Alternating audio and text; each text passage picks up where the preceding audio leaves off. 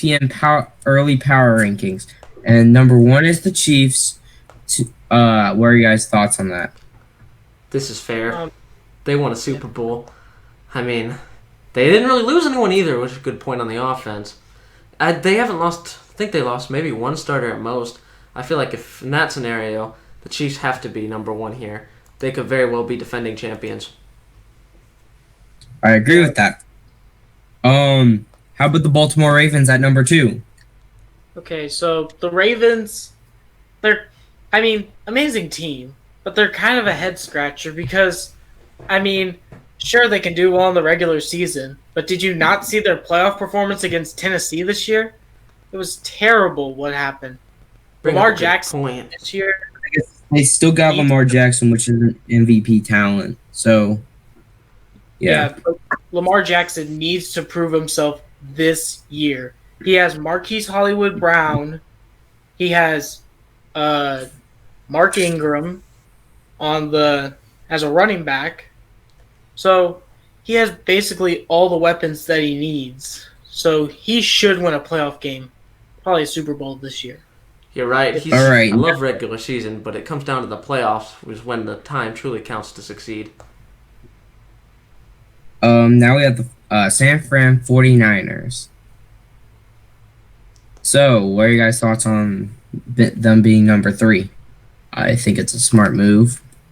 I mean, they went to the For Super them? Bowl last year. I think it was a pretty good ranking overall. They didn't really lose anyone in the defense. Nick Bosa was Rookie of the Year, and he's probably going to have a huge year, bigger than last year, which will be impressive. And they made some solid signings. They're a little thin on wide receiver, but I feel like that team didn't really lose much to justify them falling very far from where they were. Anything else? Anything, Josh? I think mostly what Jack said. I mean, all they really lost this year, the big loss was Emmanuel Sanders.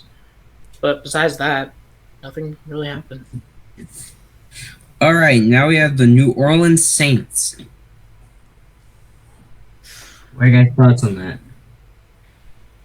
Okay, so you see, they're always ranked really, really high every single year, but they always seem to disappoint in the playoffs. So I feel like, they have that core of Michael Thomas, Emmanuel Sanders, Drew Brees, and maybe Alvin Kamara if he is not allegedly holding out and there's really something that's going on with him. But I don't feel like they should be ranked that high.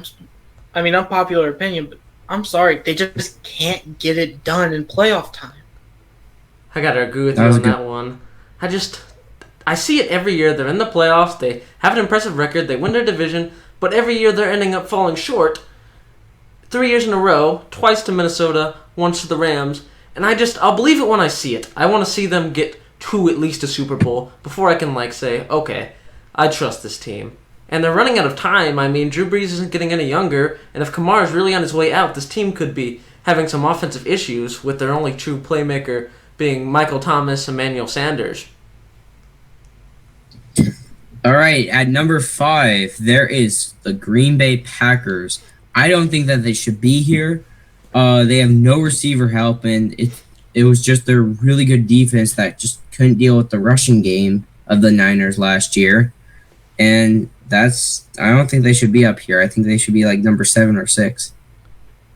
I have to agree with you there. I'm not a big fan of this Packers team, if I'm being totally honest. I feel like they got a lot of one-score game wins last year that maybe they didn't deserve in certain cases, and I just don't trust it. I mean, you're not giving Aaron Rodgers any help weapon-wise, and honestly, they got destroyed by the big dogs of the NFC, such as the 49ers, so what justifies me putting any faith in them this year? I do like Aaron Jones, though. That is a promising piece. Josh? I mean, every single year you hear the Packers fans at this time pumping their chest, saying "Go Packs, go!" Getting their 2012, 2011 Super Bowl championship out and talking about their history. I mean, this is mostly optimism, but they got to think about this. They have Aaron Rodgers and Jordan Love. Now, Aaron Rodgers, amazing quarterback, but he has no receiver help. So I don't see where they're trying to get any kind of thing here. And then Jordan Love, he is no Aaron Rodgers whatsoever. The Packers just should have never drafted him. He was a bad pick from the beginning. I mean, great for the youth of Green Bay, and maybe down the line if Jordan Love was a bit younger, I would say go for it. But I mean, they just don't seem like a team that it's gonna make. They're gonna make the playoffs, but they're not gonna be a team that's gonna make it all the way. I agree with that statement, Jack. Do you have any other statements or no? I have to agree with you there. Jordan Love, doesn't give you the vibe of we're trying to go on a run here when you trade up for a franchise QB. It gives you the vibe of, man, we're kind of stepping away from the Rodgers era and we're getting ready to move on. And I think they should have taken a big wide receiver or even maybe another back to make a crazy running back core, but they didn't. And that's not how contenders run. They're not ready to draft future replacements. They're drafting weapons and loading up for one last run. All right, for the Seattle Seahawks, they are number 6. I feel that they should be there just because of Russell Wilson. Russell Wilson is literally just carrying that team, and he's not getting any younger. So they're going to have to start winning some rings, or just Russell Wilson retires. What are your guys' thoughts on this? I mean, great point right there. I really think that, just to go off what you said, this is some of Russell Wilson's probably last couple of years of greatness. I mean, you saw them this year. They were loading up. Like, they were probably the opposite of the Packers. They were going for one last dance. They're going for one last ring because they got Jamal Adams in the offseason, along with DK Metcalf at wide receiver. I mean, they're just getting a bunch of people just to make sure that Russ can get maybe one last ring. Seahawks. You're right. This is a now or never team right now. I mean, Russ isn't getting any younger here. He's pretty old, and they kind of starting with Chris Carson and Rashad Penning, and surprisingly enough, 1,000-yard rusher Carlos Hyde going to join them. It's a lot of running backs in that backfield, and it's clear that maybe they're trying to make Wilson do less and make the running game do more. But the good news is they got a couple weapons. I trust some pieces in their defense, like Jamal Adams, great player, top safety. Bobby Wagner, top linebacker.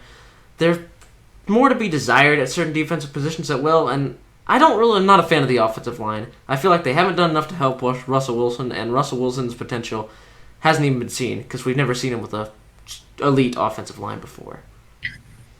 I agree with that also, but he plays in a hard division. With the Cardinals starting to be on the rise on being good defense and offense. Aaron Donald for the Rams is just a monster, and that defense for the Niners is just plain out nasty, and he has to deal with all of those. That's just a hard time for him. All right. So, any closing thoughts or no? I think we're ready to move on. All right. Number 7 is the Tennessee Titans. I know that makes Josh mad about this one because they did make the conference championship, but I think it was just a 1-year run, in my opinion. They will make playoffs most likely, but they won't go as far as they did this year. All right. Anybody have any thoughts on this or? I'll let you open this one up, Josh. Okay, so with being a Texans fan, I've seen this every single year. It's always one team in the AFC South is going to be the champion this year. And it's never the Texans. It's always either the Colts, the Titans. Heck, even one year it was freaking Saxonville was going to win the division. But I'm just playing logically here. I might be a bit biased with this, but the Texans have won the division every single year in the 2010s, except for 2 years. In one of those years, we went 2-14, and the other one was Saxonville. So, I mean, if I'm really being honest, the Titans don't deserve this. That's the thing about the AFC South. We create one-year wonders. They're not the teams like the Chiefs and the Seahawks and the 49ers. No, we're Saxonville. We're Tennessee's magical 1-year run. We're 1-year wonders. We're not champions. I agree with you there. not to mention the loss of tackle Jack Conklin. And this Titans playoff run was built on that strong Derrick Henry end of the season push. And I don't know if it could repeat.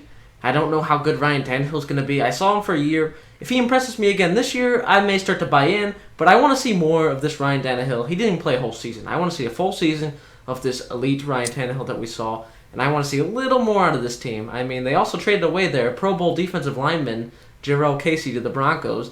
So I get a weird vibe from them, but I want to see a little more out of this team. I want to see more before I can buy into this Titans culture in general. I agree with that. Okay, so next we have the Minnesota Vikings. I like this being at number 8 because that defense is still really good. I don't trust Kirk Cousins at all. I think that offense really weighs them down, especially losing was it Stephon Diggs, right? Yeah, he went to the Bills for the first. Yeah. So good team, good defense is just no, that quarterback just scares me. The All Vikings right, are and interesting. anybody? I like the Vikings because of their defense, and they have Yannick and Danielle Hunter. That's a deadly edge rusher duo. They have Harrison Smith and Anthony Harris, two both extremely underrated safeties, and not to mention Eric Kendricks and Anthony Barr, two Pro Bowl level linebackers. This defense is good, and it will get them far. I like Kirk Cousins at some points, but I think losing Diggs is a huge loss on that part, and I don't know if anyone can fill that void. I like the pick of Justin Jefferson, but he's going to have to develop a little more before I can believe that he's going to become Kurt's number one target. But I think this team, they stepped forward on the defense, stepped back on the offense, but lock up Dalvin Cook, and when Justin Jefferson develops into a good receiver, maybe I'll be able to think this team is not just playoffs, but maybe even be able to get over the hump and win their first Super Bowl. Well, Justin Jefferson is not going to be their number one option. He could be a good number 2 option because they still have Adam Thielen. And he is a good receiver. It's just he needs to prove himself because he did prove himself, but he needs to prove himself even more like Diggs is gone. You got any thoughts, Josh? I say, this is kind of a head scratcher for me because Kirk Cousins, I kind of compare him to Alex Smith. Great game manager, can do like one of the best in the business, but he's not a Tom Brady, Patrick Mahomes. He's just a game manager. That's it. And, I mean, I feel like, yes, they're going to make the playoffs. They're going to make a push. Heck, they might even be number 1 seed or not number 1 seed in the entire NFC, but they'll be number 1 in the division. And I just say, they're looking pretty good this year. They're probably going to be divisional, maybe if they're lucky, conference again. And I say with all those the additions that they made in the off season, like Yannick was one of their big moves that happened a couple days ago.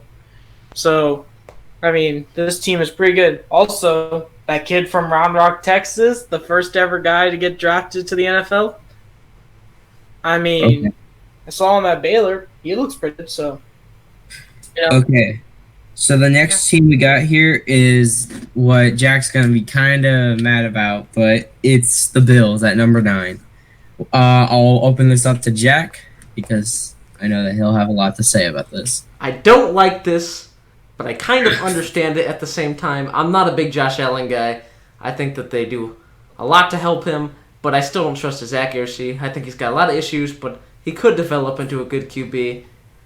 They're probably most likely AFC East champions at this point in time, because we don't know what's going to happen with Cam and Belichick. You never know. The Jets are in complete shambles as usual, and the Dolphins are a year away from becoming playoff contenders. And they got people like Diggs, and they have the underrated defense, but do you trust Josh Allen to win you a playoff game after what we saw against the Texans? I get that it was his first time, but I want to see more from Josh Allen. I want to see him truly take control of this offense when it matters most. I agree with that. Okay. John, do you have anything? I'm just going to say this flat out. If the Bills want to win anything, they got to have Josh Allen throw the ball more. Because they were promoting every single time in the Texans-Bills game that Josh Allen had as many rushing touchdowns as Saquon Barkley. That is not good for a quarterback. It may be good for a running back who might be getting into the league, having as many touchdowns as Saquon. But for a quarterback, that just shows that you are running with the ball more than passing it to people like Cole Beasley, who is literally one of your wide receivers that you can pass to. And the system of, why am I forgetting their coach's name? Oh my gosh, this is Sean McDermott. Yeah, Sean Sean McDermott. Thank you. In Sean McDermott's system, he should do pretty well. Like, Sean McDermott's a bit more of a defensive coach, but I mean, with that kind of coaching and those kind of weapons around him, with Diggs being there this year, he needs to throw the ball more. Just flat out. I agree with that. Okay, so now we're going to go on to the final team, the Tampa Bay Buccaneers at number 10. I think that this is a dumb move that ESPN did because the Tampa Bay Buccaneers, sure, they got Brady, sure, they got everything else, but that's such an overrated, like they're so overrated that I think that a different team, like I'm not saying the Cowboys or anything, but like maybe like the Eagles or something, they deserve that other than the Tampa Bay Buccaneers because Gronk is not his old self. You think that he's going to be playing like his old self? He won't. And Brady is just getting older and older. All right, any thoughts on this? Or The Bucks are an absolute wild card for me. I just can't get a read on them. I do like what they're doing on defense. Shaquille Barrett, sack leader, drafted a solid safety. They got a couple of good defensive linemen to stop the run. I like Mike Evans and Chris Godwin, elite receivers. I don't think Gronk's going to be as good as advertised this year just because he hasn't been playing for a year. How can you somehow imitate that contact of football after being out of it for a year? He also lost some weight, which will be interesting, but it's going to be up to Tom Brady. Is he the Tom Brady of old? He did regress last year. Is he going to be able to use and truly potentialize those weapons to overcome teams like the Saints in their division? I agree with that. And now Josh. Okay, so with this, like Jack said, it's a wild card because Tom Brady, amazing quarterback, but was also in Bill Belichick's system. Now his system makes even quarterbacks like Matt Castle look good and makes them look like somewhat good players.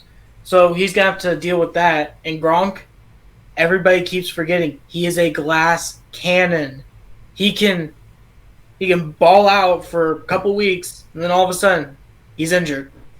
And what has he been doing besides this? Wrestling? I mean, that's not really the same kind of contact that you get in football. In some ways, it's more, but, I mean, you just can't compare those two skills that he just got while he was in the offseason. And, I mean, the receiver core is obviously going to be pretty great this year. The defense is looking pretty good, but it's all just about what is Tom Brady going to do. And also, in Bruce Arians' system, that first year, quarterbacks had the most interceptions. It happened to Kurt Warner, happened to Carson Palmer, happened to Jameis, to famous Jameis. So, I mean, we just have to see. That's it. I agree. Any closing thoughts, guys? Closing thoughts on the power rankings in general. There were some teams I liked. The top three were 100% fine. I think some teams like the Packers and the Titans were a little high for my taste. And I thought that there's some underrated teams that probably could have been in there. But overall, it'll be an exciting NFL season this year. I agree with that. So Do you guys have any? all the I news closing and thoughts? updates we have for the day. I have to just say one thing about the power rankings. So with the power rankings, I feel like the ESPN's going way too much into hype instead of what's in front of you, what do we have to see? Like, that's it. I gotta That agree with is- you there. That is smart. Okay, any closing thoughts at all? Like anything? Okay. I just want to say this to the fans. Okay. You guys might have seen me with the beard in the last video. I'm just going to say it now. I shaved it off because we got 100 views on that first video. So, but don't worry, everyone. The stash is staying. So, just wanted to make that clear to everybody. The beard. Rest in peace, the beard, but the stash is Yeah. in. So that's about it for Alright. this episode. But good news is we have a double header this week, as there was so much news that we couldn't fit it all in one episode. So you'll be getting an episode not only Friday night, but now you're going to get one Saturday night. So that will be interesting to see how that plays out. We'll have another episode out to you. Don't forget to follow us on our Instagram and Twitter for the latest news. Links in the description as always. Like, subscribe, comment, do all of that. And we'll see you guys next episode.